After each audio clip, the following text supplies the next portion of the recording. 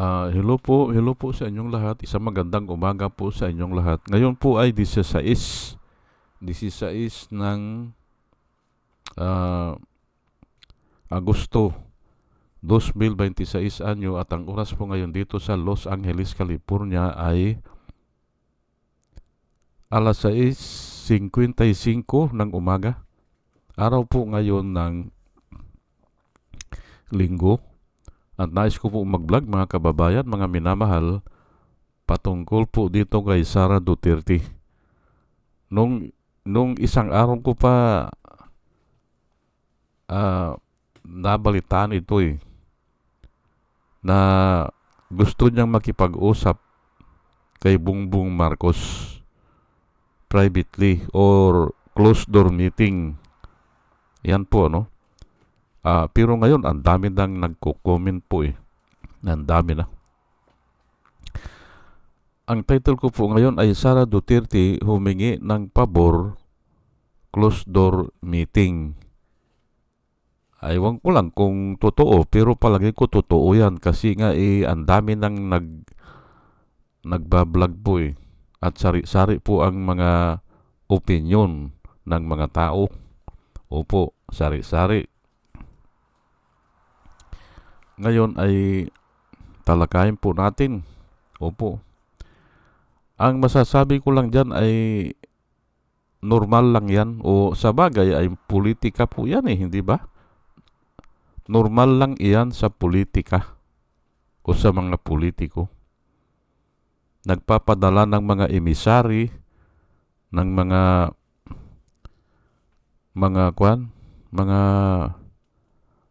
pasabi, pinapaabot, ay normal lang yan. At dyan nga nagkakaroon ng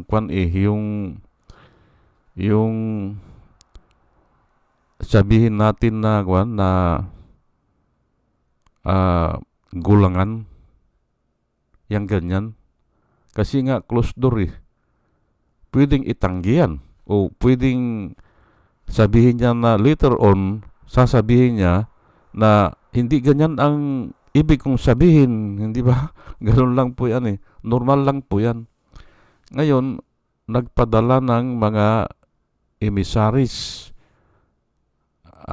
Pero hindi naman natin kino-confirm. Pero sa dami po na nagsasalita o nagsasabi o sa YouTube ay malamang totoo, Humahanap ng solusyon sa problema siguro yan, Kasi nga ay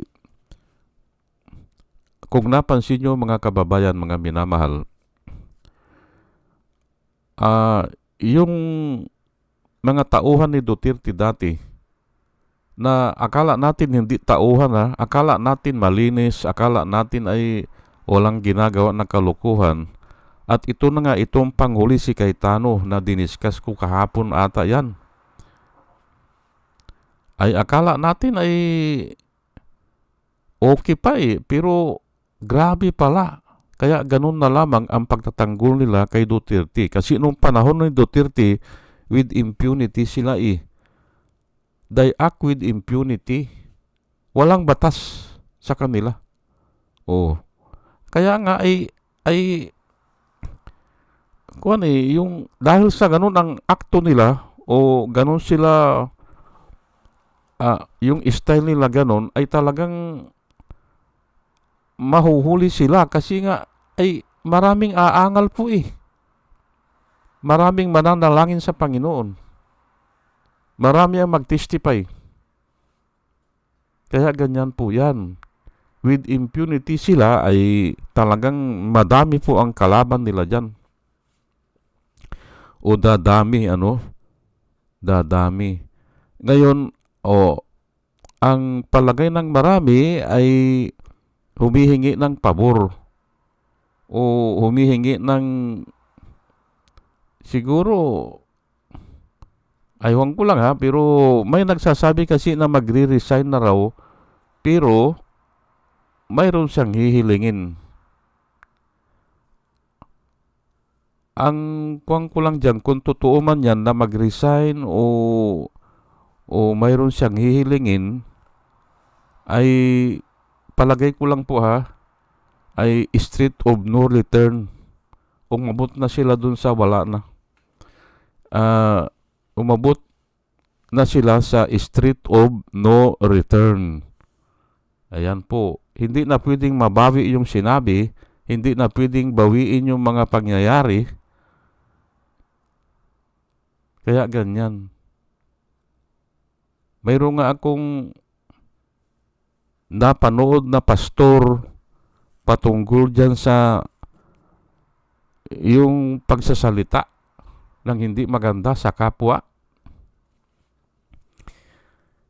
Yung pagsasalita sa kapwa na hindi maganda, inihalin tulad niya sa manok na tinanggalan mo na ng balahibo,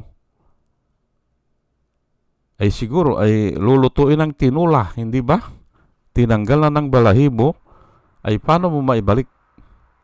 Yun ang sabi niya. Hindi mo na maibalik, sabi niya. Yung manok na buhay, tanggalan mo ng balahibo yan, ay singa, ibalik mo kanya yung balahibo niya. Yun po nasabi na Ayan po Kaya ang lesson doon ay bago magsalita ay pakaisipin muna ng maigi. Opo.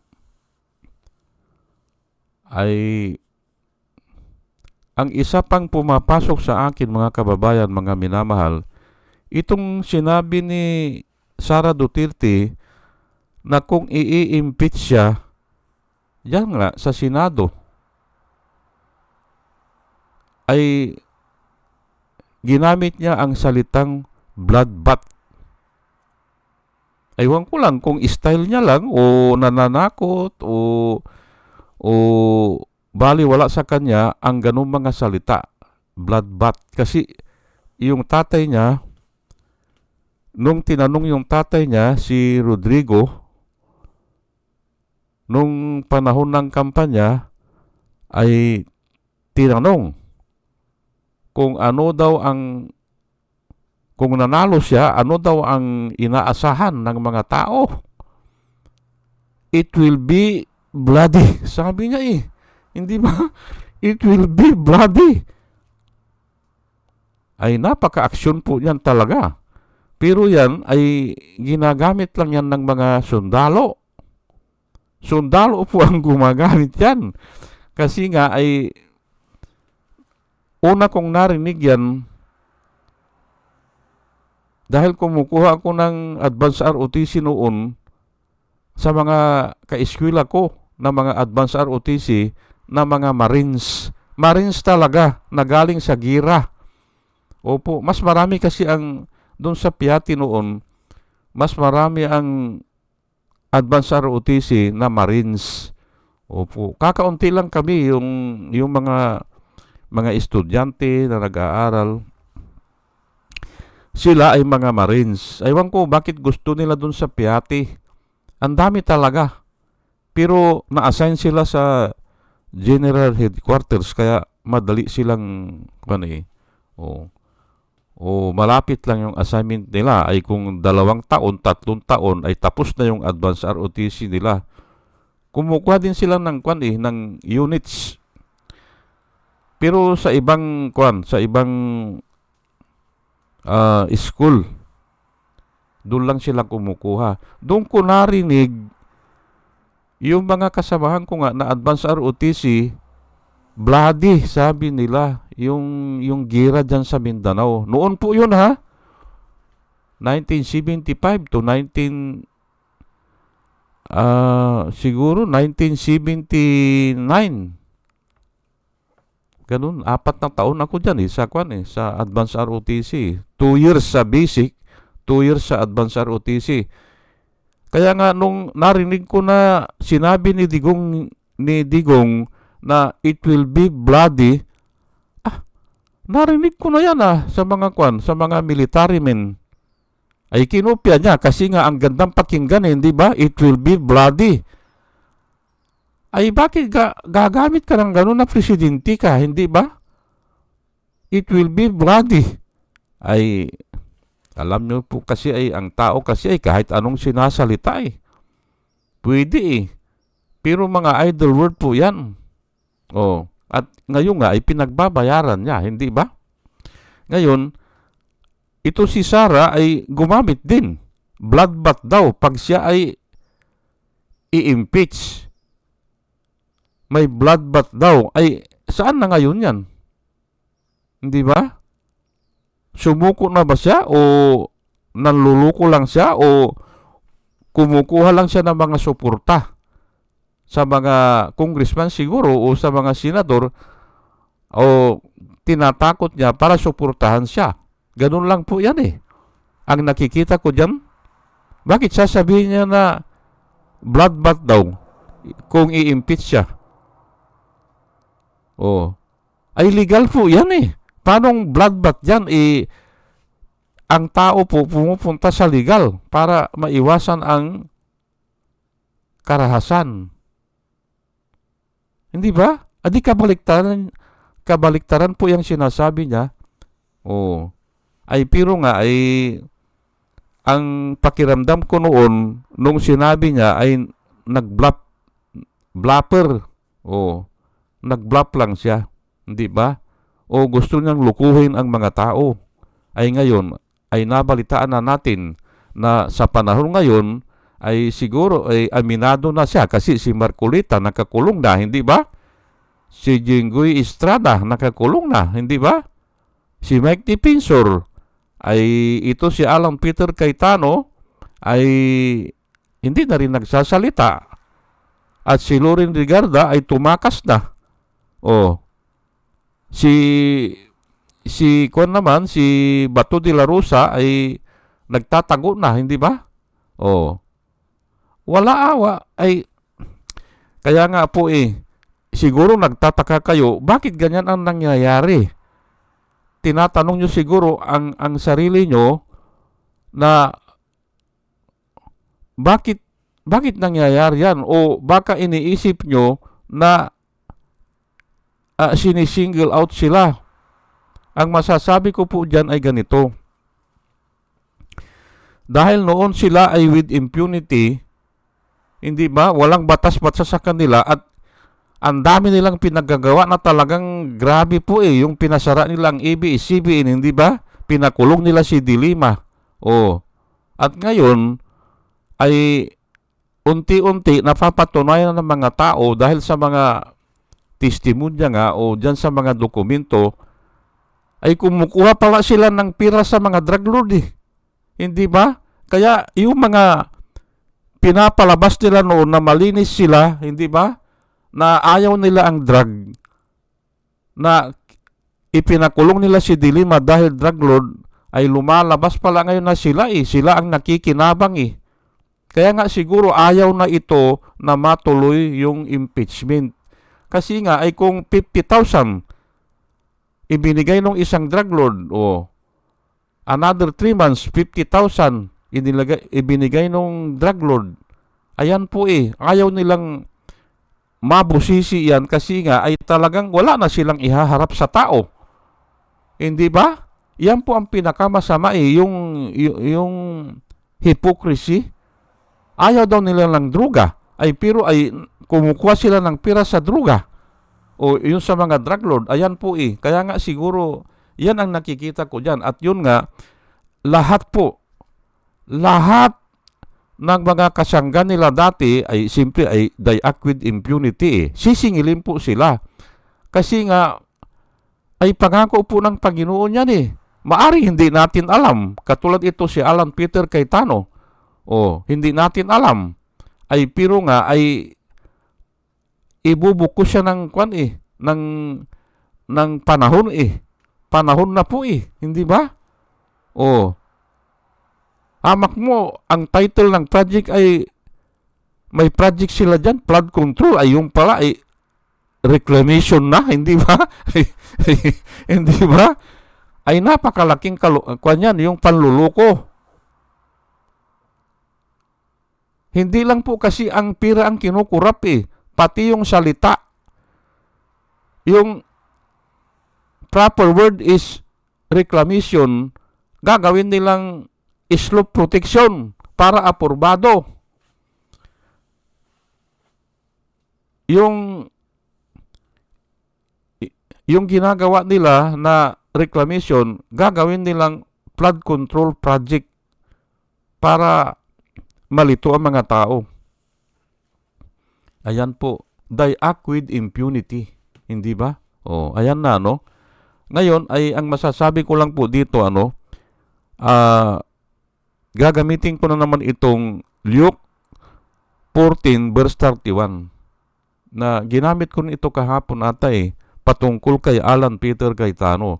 Bakit nag-slow down siya? Ang title ko po kahapon ay bakit nag-slow down si yung magkapatid, si Alan Peter Cayetano at saka si Pia Cayetano, ay kasi nga ay mag-iisip ka talaga, pupunta ka ba ng gira na talo ka o matatalo ka? Hindi ba? Talo sila dyan eh. Kasi shipping Lacson, wala namang pork barrel eh. Shipping Lacson, huminto po yan. Huminto ng 3 taon kasama si Soto. Paano nilang kakasuhan yan? Huminto ka ng 3 taon. Hindi ba? Samantalang ito sila Pia Cayetano, walang hinto po yan. Kung hindi congressman, senador. At ito nga si Alan Peter Cayetano, naging Department of Foreign Affairs pa yan secretary nung kay Duterte. Ayan po hindi ba? At doon niya sinabi na yung lahat ng pinatay daw ng laban. Ay sabi nung reporter, paano alam yan? Hindi ba? Tinanong sa nung reporter lahat ba yun yung pinatay ng laban? Oo, kanyan, ng laban. Ay, paano mo alam? Ay, yan na nga. Ay, ngayon ay sinisingil na sila ng kwan. Yung kalukuhan nila, hindi ba sinisingil na? Hindi ba? Ay ito po, Luke 14 verse 31, or what king going to make war against another king does not sit down first and consider whether he is able with 10,000 to meet him who comes against him with 20,000. Ayan po. Kaya siguro humihingi na ito si Sara Duterte ng ceasefire siguro o closed door meeting. Pero nga, binabasa ko yung mga comments ng mga tao, overwhelming po. Bongbong, huwag kang pumayag dyan. Lulukuhin ka lang yan. Overwhelming po. Ang ganun ang mga comment. Pero ako ay bahala sila dyan. Ay yun nga, ay ang politika ay wala naman talagang kwan dyan Mahirap magtiwala dyan. O mahirap pagkatiwalaan ang mga salita ng mga politiko. Ayan po Pero nga, ito sa nakikita ko kay Bongbong, parang ginagamit siya ng Panginoon Opo. Para wakasan yung mga impunity ng mga Duterte. Pati yung mga alipuris nila. Ginagamit po si Bongbong ng Panginoon. Kasi nga wala akong makita na pwedeng gagawa niyan Wala Kung ang gagawa niyan ay si Lini, halimbawa man na nanalo si Lini, hindi kaya ni Lini. Hindi kaya. Opo. Kasi yung style ni Lini ay mapagpakumbaba po At saka nga, pinag-aralan ko po ang history. Pinag-aralan ko ang history. Karamihan ng nakakapagbagsak ng isang dynasty o isang kaharian o isang gobyerno, yung dating kasamahan. Yun po. Yung dating kasamahan po. Si Irap, hindi ba bumagsak dahil kay Chavit? Hindi ba? Dati niyang kasamahan. Sinuplong siya. Si Tangdang Marcos, si Enrile, na dating kasamahan naman ni Tandang Marcos, hindi ba? Yan po eh. Isinusuplong po eh. Ay ito ngayon na nangyari ngayon kay Duterte, nakulong po. Dahil ay naglaban na nga ang Marcos at saka Duterte na unit team sila. Ayan po eh. Pinag-aralan ko po yan. Kasi nasa Biblia yan eh. If an enemy will insult me, I could take it. If an enemy will rise against me, I can hide or I can fight. But it is you. Sabi po ng Panginoon, but it is you. Sabi ni David, but it is you. The man of my own making. Kasangga niya eh, hindi ba? May confident. The man I trust, sabi niya. Hindi niya kaya Hindi. Yan po eh. At palagay ko, yan ang pinakamasakit po na parusa ng Panginoon. Yung dati mong kasamahan, yung dati mong pinagkatiwalaan, aywan ko lang kung nagtiwala talaga sila kay si Sarah. Pero palagay ko, ay noon pa pala alam na nila na hindi magtatagal eh. Hindi ba? Alam na nila, inamin na ni Sandro po eh. Nung isang araw, kaya lang hindi ko nang ginawan ng kuminto kasi napakaliit na bagay lang. Inamin na niya na parang gusto na silang patayin. Hindi ba? Kasi lahat ng posisyon, sila mag-a-appoint eh. Hindi ba? Yun daw ang yun daw ang sinabi ng emissary. Siyempre, hindi naman sasabihin ni Duterte yun ng harapan, ng mukhaan. Hindi po. Mga politiko po yan eh. Pero pag nag-agree doon, pag nag-agree si Kwan doon, verbally, lalabas na si Duterte yan. Ayan. Ganun lang po mga politiko eh. Pero hindi ata pumayag, kaya hindi lumabas. Kaya ang sabi ni Bongbong Marcos sa anak niya, kasi kasama niya yung anak niya eh. Kinuwento ng anak niya eh. Pambira naman kanya sila. Parang feeling ko, sabi, gusto nila akong patayin. Ayun na nga eh. Ang title ko doon ay, hindi pa presidente. Gusto nang hubaran ng kapangyarihan. Hindi ba? Tinalakay ko nung isang araw po yan.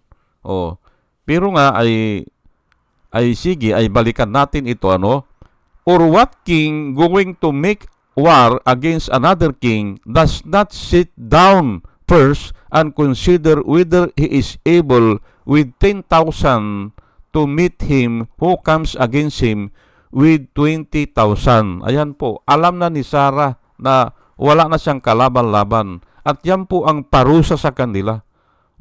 At baka nga halos lahat yung magkakapatid eh. Dahil sa tindi ng ginawa ng tatay nila, hindi ba? Pinakulong nila si Dilima ng 7 taon eh. Ay baka isa sa kanila makulong dyan eh. O dalawa. Hindi ba? Ay simple. Kung anong ginawa mo sa kapwa mo, yun din ang nangako po ang Panginoon eh. Hindi ba? Kung ano ang ginawa mo sa kapwa mo, ay yun din ang mangyayari sa'yo. Yun din ang gagawin sa'yo. Sa mga Indiano po, sa mga India, ang dami kong kaibigan na India noon sa Saudi, karma ang tawag nila dyan. Karma. Ay, karma din sa amin ay salita pala ng India yan, karma. Ay, pero nga, ay sa Biblia, for whatever you do to others, the same thing will happen to you. Ayan po eh. Hindi ba? At pinaliwanag ko na bakit si Bongbong lang ang pwedeng magawa yan? Ay pinagkatiwala nga nila o kaya ay nag-alyansa. Napakasakit po niyan. Napakasakit niyan. At yan po ang parusa ng Panginoon. Kasi nga ay kung enemy niya ang magpabilanggo sa kanya, baka hindi siya mabilanggo kasi lalaban talaga eh. Hindi ba? Pero nga ay kasama niya eh. Alam ang mga sikrito, alam ang mga, ayan po. Hindi ba? Sige po, hanggang dito na lang po. At dalayan ko po sa Panginoon, bago po ako mag-umpisa, ay sana ay sa ating pakikinig po ay magkaroon tayo ng wisdom na nanggagaling sa Panginoon o bigyan niya tayo ng wisdom at Mga kababayan, mga minamahal, hanggang dito na lang po at salamat po sa inyong pakikinig. Salamat po ng marami. Salamat po.